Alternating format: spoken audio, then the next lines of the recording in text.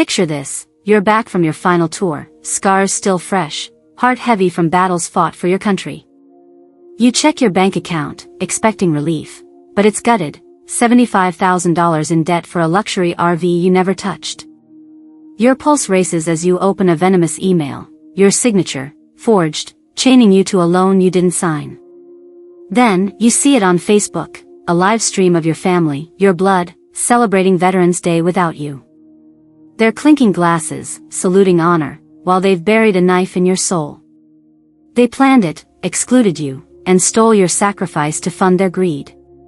The pain rips through you like shrapnel. How could they? Your parents, who preached duty, your brother, who called you sister, all conspiring to erase you. Why would they betray the one who fought for them? What kind of family feasts on your ruin? I'm Emily Harper. I'm 32 years old. An Army veteran who carried the flag through hell, only to be ambushed at home. This is how I clawed my way out of their lies and found a family worth fighting for. Stay with me, the truth will break your heart. That $75,000 debt still cuts like a blade, as raw as the moment I saw my family's betrayal on that Facebook live stream. I grew up in Boise, Idaho, a city of jagged mountains and fierce military pride, where the Harper name carried weight. On the outside, we were the heart of American valor. My dad, John, a retired Air Force colonel, led with an iron fist. My mom, Linda, played the saint at the VA hospital, and my younger brother, Logan, the charming dropout who enlisted but bailed after 6 months. Our two-story home, 5 miles from the Boise Air Terminal, flew the stars and stripes every day, a symbol of duty. But behind that flag, our family was a war zone, where love was a transaction, and loyalty flowed one way, toward them. From childhood, I was the soldier who followed orders, the one who made it right. I enlisted at 18, earned my sergeant stripes in Afghanistan, and sent half my paycheck home to cover Logan's college tuition, money he burned on late-night benders. Logan, 3 years my junior, was the golden child, his mistakes always forgiven. He's just spirited, Mom would say, while I was dodging IEDs overseas. Dad's voice echoed, "You're our anchor." But anchoring meant sinking under their weight. By 25, I was back in Boise, grinding 60-hour weeks as a logistics manager, scraping together a life in a modest downtown condo. Logan, jobless at 29, lounged in Mom and Dad's basement, chasing pipe dreams. Every 4th of July barbecue, the same tired script played. "You're so strong, help Logan out." I did, 10 grand for his gambling debts, 5 for Mom's VA fundraiser, even 2 for Dad's truck repair. I thought it was family, the Harper Code, my duty as a veteran. But duty shouldn't leave you hollow. I kept giving, hoping they'd see me beyond my bank account. I had no idea their Veterans Day betrayal was just the opening shot in a war I never enlisted for.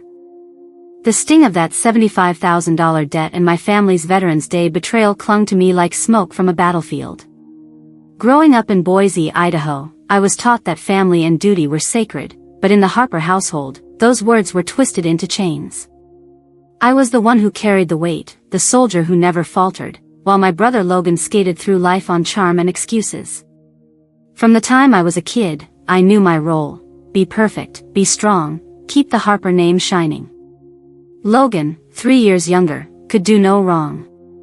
When he crashed Dad's truck at 16, Mom called it youthful spirit. When I asked for a new pair of boots for basic training, Dad lectured me on frugality. That double standard carved a quiet wound, one I buried under duty. At 18, I enlisted in the Army, serving 3 tours in Afghanistan. Every month, I wired $300 home from my meager paycheck to help Logan, who was flunking out of community college. "He needs support," Mom would say over crackling Skype calls, while I was bunkered in Kandahar. I believed her, thought I was holding the family together. By 25, I was back in Boise, working as a logistics manager, pulling 60-hour weeks to afford my downtown condo.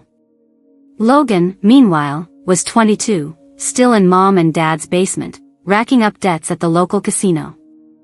I bailed him out, $10,000 for his gambling losses, handed over with a promise he'd change. "You're a lifesaver, Em," he grinned, but 6 months later, he was back at the tables. The demands grew heavier. In 2020, Dad called, voice heavy with false urgency. The VA fundraiser's short this year. Can you chip in $5,000? I did, draining my savings, thinking it honored our veteran legacy. A month later, I saw Mom's new designer handbag, worth half that amount, at a family barbecue. When I hesitated at the next request, $2,000 for Dad's truck repair, Linda pulled me aside. Family sacrifices, Emily. Don't let us down. I paid, swallowing the resentment, convincing myself it was for the greater good. Every summer, I organized our family's Veterans Day cookout, a Boise tradition where we'd grill burgers, raise the flag, and honor our service. I'd spend days planning, buying supplies, even renting a pavilion by the Boise River. Logan would show up late, cracking beers, taking credit for the crowd's cheers. "You're too serious, Em," he'd laugh, while John clapped his shoulder. I'd smile, hiding the exhaustion, hoping one day they'd notice my effort. But each year, the barbs sharpened. "You're so career-driven," Mom would sigh, as if my job was a flaw. "Logan's got big dreams," Dad would add, ignoring his son's empty resume. By last year, the cracks were undeniable. I offered to fund a family trip to Yellowstone, 300 miles away, hoping to mend things. I booked cabins, planned hikes, paid every dime, $8,000 total. They spent the weekend praising Logan's half-baked business ideas while critiquing my small condo. "You should loosen up," Logan smirked, as I drove us home. I felt like a stranger in my own family, my sacrifices invisible. I kept giving, clinging to the hope that love would outweigh the cost.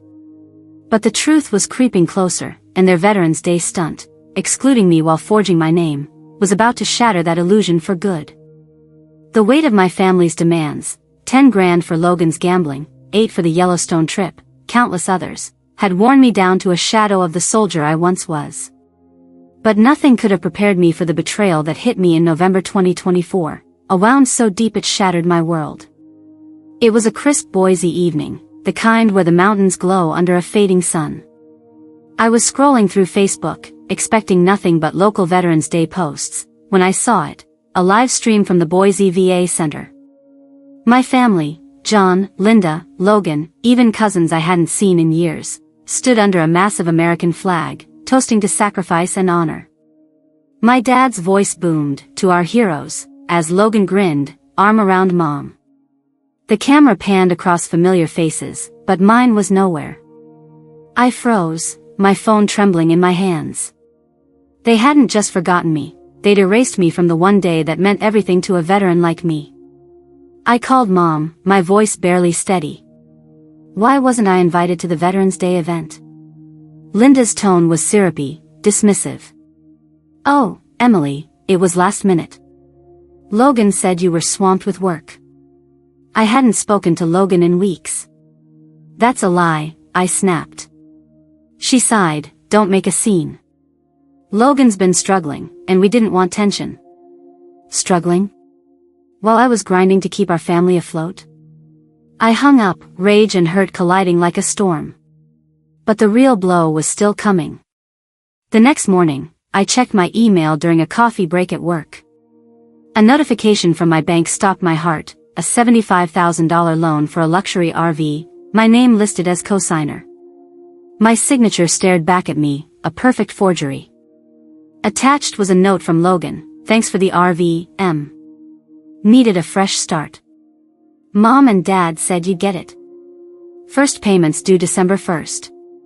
I nearly dropped my mug. $75,000? For an RV I'd never seen. My mind raced to the VA benefits I'd saved for a future home, $50,000 in a locked account. I logged in, panic rising. Someone had tried to access it the previous night, triggering a security freeze.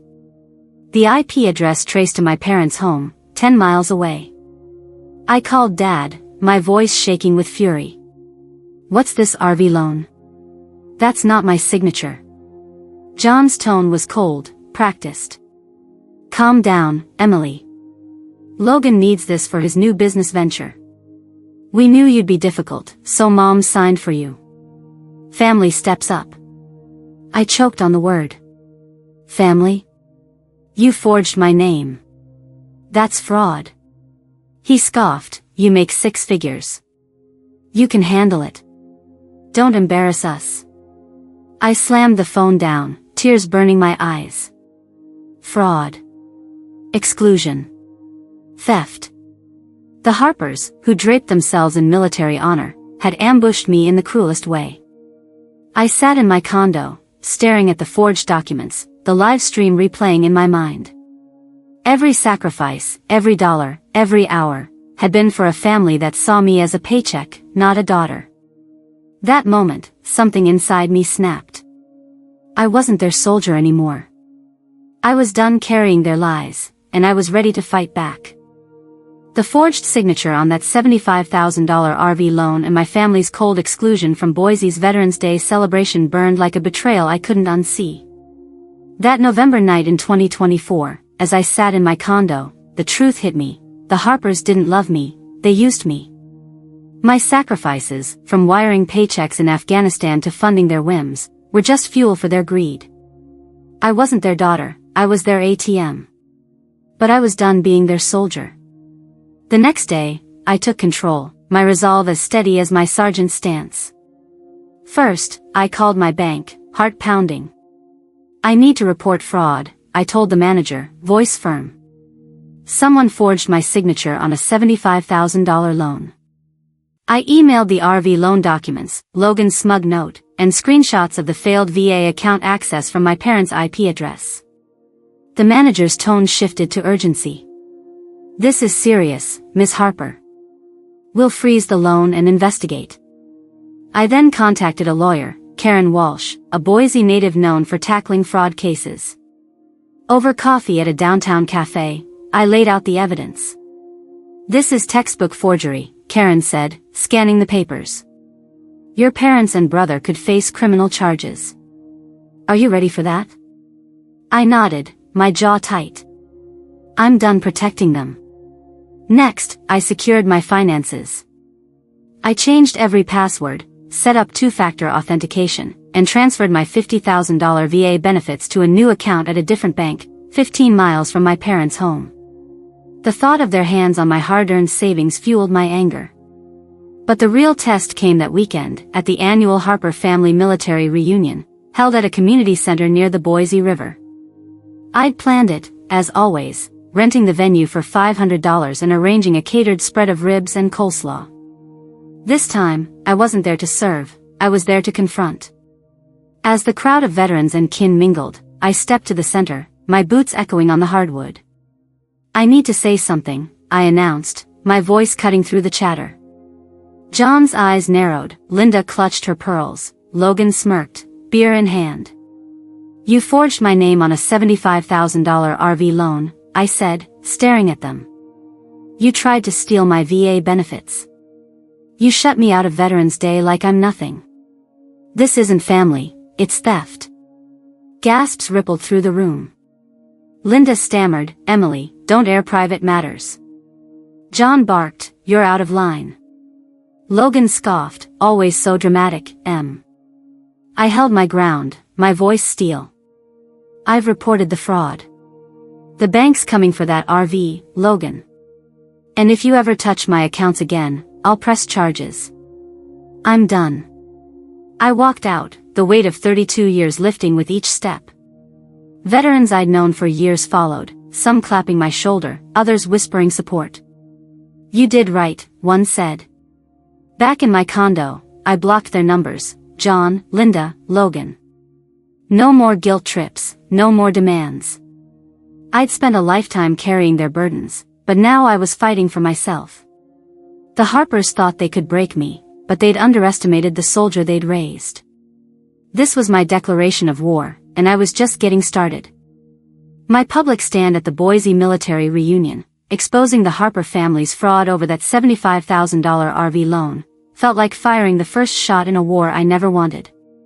I'd reported their forgery, locked down my VA benefits, and walked away from their lies, but the Harpers weren't done. By late November 2024, their retaliation hit like a missile, threatening to bury me under their venom. I was at my logistics job, crunching numbers in my Boise office, when my phone buzzed with a notification. Logan had posted a tearful YouTube video, titled, "My Sister Betrayed Our Veteran Family." His voice cracked as he spun a tale of me stealing his RV, calling me selfish, unpatriotic, a disgrace to our military legacy. "She's tearing us apart," he sobbed, racking up thousands of views. Comments poured in, "What kind of veteran does this? Shame on her." My stomach churned. Logan, who dodged every responsibility, was painting me as the villain. Then came the bank's call. "Ms. Harper," the fraud investigator said, "we've confirmed the forgery.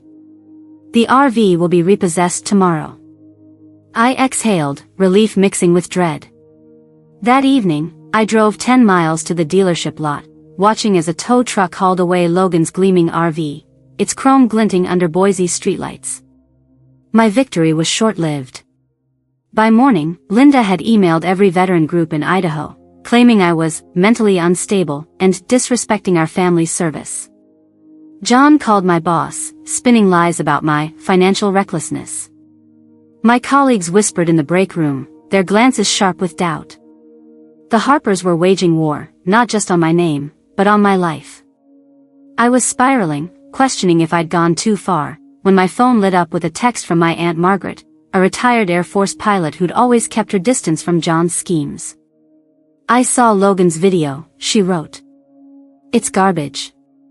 Come to my place in Meridian, 15 miles out. You're not alone." I drove to her cozy ranch house, my nerves frayed. Margaret, silver-haired and fierce, handed me a coffee.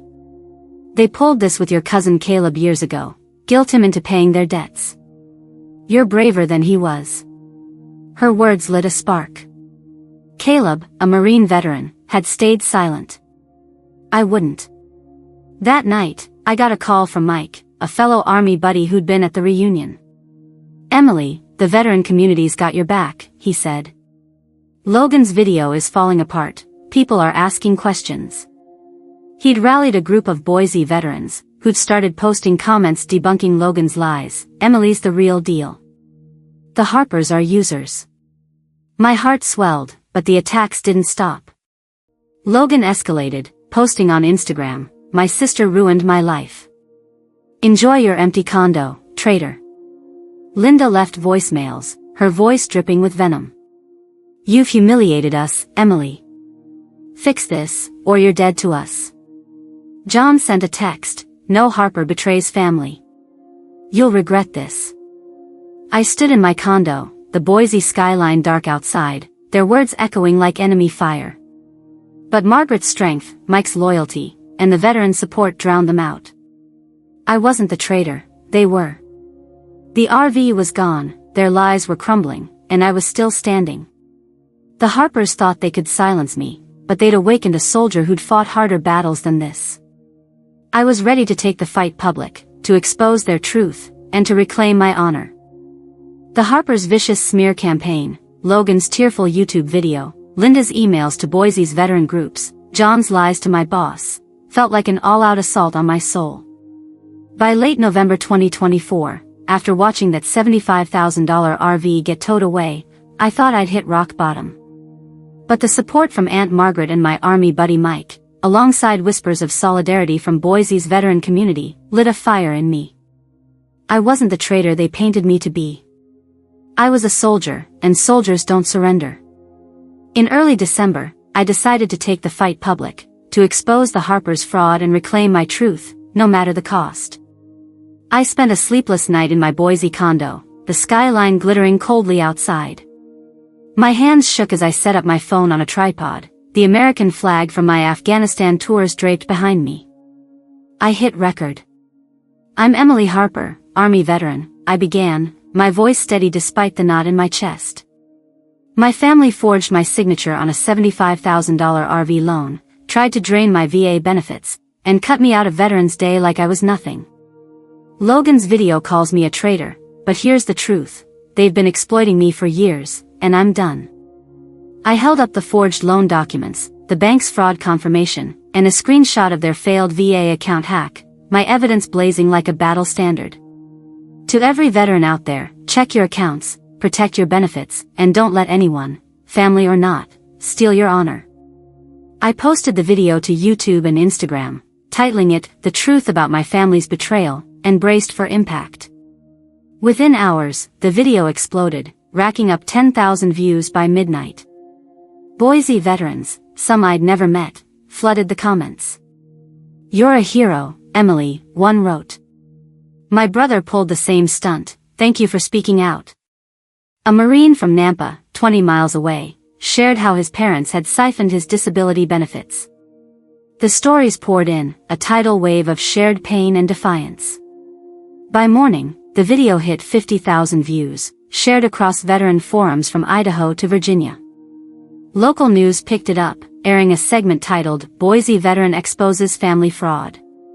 My heart raced, my truth was resonating, louder than the Harper's lies. Logan fought back, posting a frantic Instagram story.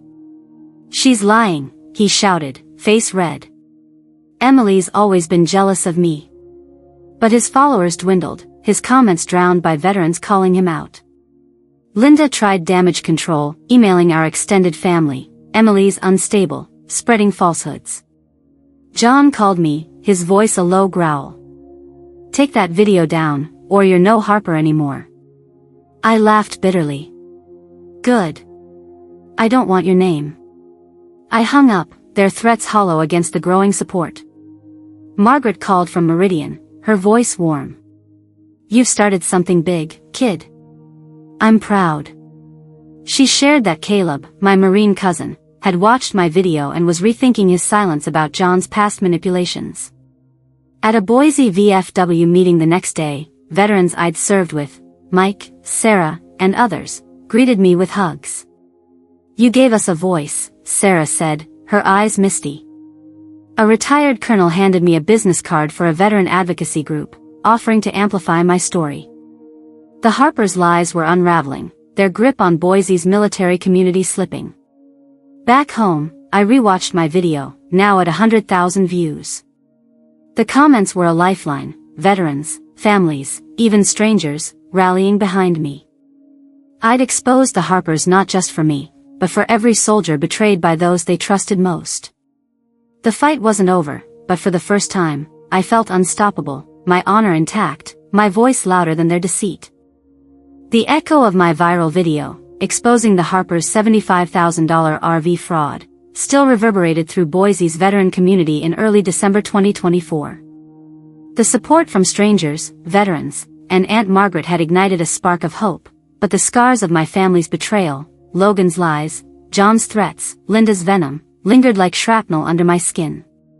I'd fought back, reclaimed my truth, but I was still raw, haunted by the family I'd lost. Standing in my Boise condo, staring at the Christmas lights twinkling across the city skyline, I realized the war wasn't over.